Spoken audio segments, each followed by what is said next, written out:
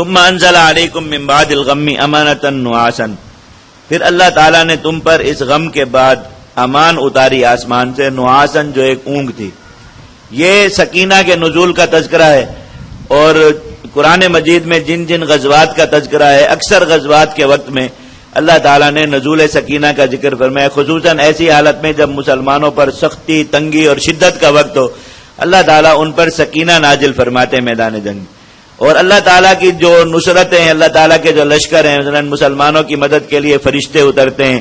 اللہ تعالیٰ مسلمانوں کی مدد کے لیے ہوائیں چلاتے ہیں، ان سارے لشکروں سے اللہ تعالیٰ مدد فرماتے ہیں۔ ان سارے طریقوں میں سب سے نافع طریقہ نصرت کا، جس کا مسلمانوں کو فوری نفع ہوتا ہے، وہ نزول سکینہ ہے، اور اللہ تعالیٰ نے یہ اکثر غزوات کے موقع پر اس کا ذکر فرمایا۔ یہ ایک بہت ہی تھوڑے سے وقت کی نیند ہوتی ہے، یعنی نیند کا ایک جھونکا آ کر جو گزر جاتا ہے دماغ پر، اور پھر اس کا اثر یہ ہوتا ہے کہ اس جھونکے سے پہلے دماغ کی جو کیفیت ہوتی ہے، دماغ بہت زیادہ ٹینشن میں، بہت پریشانی میں، دشمنوں کا روب اور خوف اس پر چھایا ہوا ہے، اور جو ہے وہ خدشات اس پر طاری ہیں، یا کوئی غم کی بہت شدید کیفیت اس پر طاری ہے۔ جب یہ ہلکا سا جھونکا نیند کا اس دماغ پر سے گزرتا ہے تو اس پہلے والی کیفیت بالکل زائل ہو چکی ہوتی، اور اللہ تعالیٰ ایک نئی کیفیت سے دوچار کرتے، جیسے غزوہ بدر میں بھی آئے گا، اللہ تعالیٰ نے یہی اونگ وہاں پر اتاری۔ مسلمان کفار کے لشکر کو دیکھ کر بہت رو رو کر اللہ سے دعا کر رہے تھے کہ کچھ بچنے والا نہیں،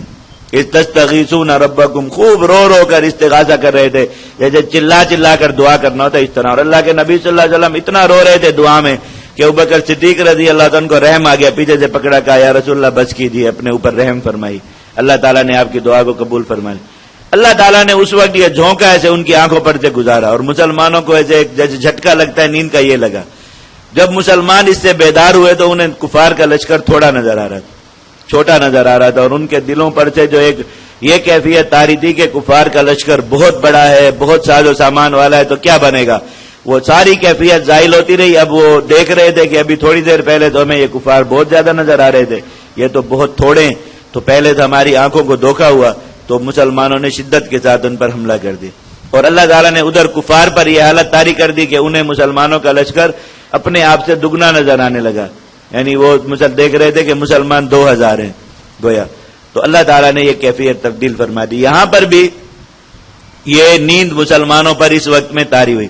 حضرت عمر رضی اللہ عنہ فرماتے ہیں کہ یہ ہم پر اس طرح آئی نیند کہ ہم اپنے دماغوں کو اس سے آزاد کرنے کی کوشش کر رہے تھے، اسے بھگا رہے تھے کہ ہم میدان جنگ میں اور ہم سو گئے تو دشمن ہمیں ذبح کر دے گا، لیکن ہم اس نیند کو روک نہیں پا رہے تھے، اور ہماری تلواریں ہمارے ہاتھوں سے گر گئیں۔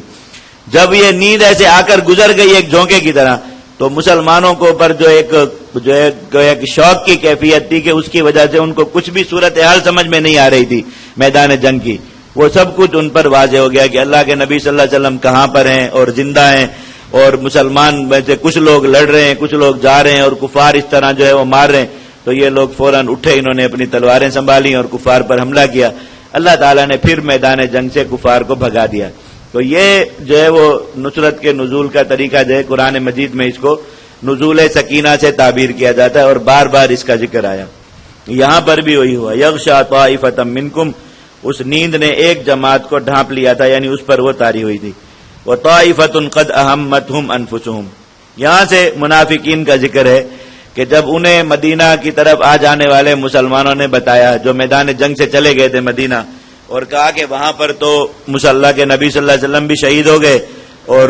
مسلمانوں کی اکثریت بھی شہید ہو گئی، جو باقی ہیں وہ زخمی ہیں، اور بس اب خطرہ ہے کہ کفار کا لشکر جو ہے وہ مدینہ منورہ پر حملہ آور ہو۔ تو یہ لوگ اپنے گھروں میں بیٹھے شدید ڈر گئے منافقین، اور منصوبہ بنانے لگے کہ اگر کفار نے حملہ کیا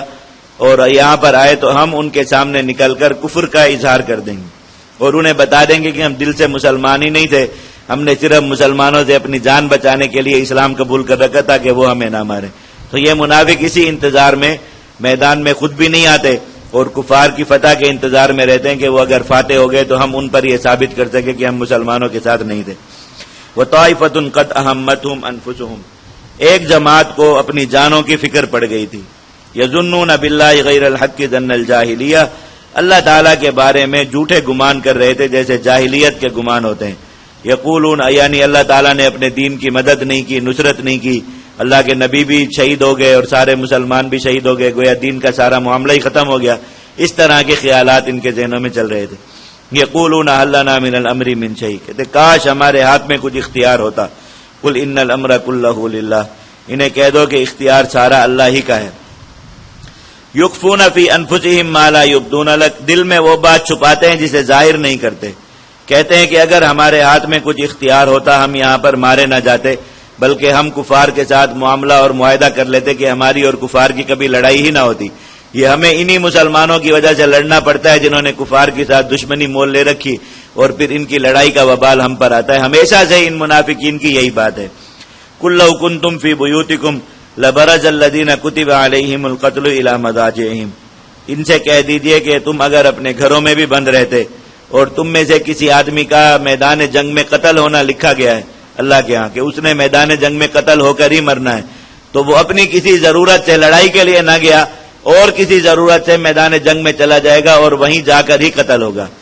اور جس مسلمان کے لیے لکھا ہے کہ اس نے اپنے گھر میں مرنا ہے، وہ چاہے ساری زندگی میدان جہاد میں گزارے اور دشمنوں سے لڑتا رہے، جسم پر زخم کھاتا رہے، سب کچھ اس کے ساتھ ہوتا رہے، اس کو میدان جہاد میں موت نہیں آئے گی. اللہ رب العزت نے یہ فیصلہ انہیں سنا دیا.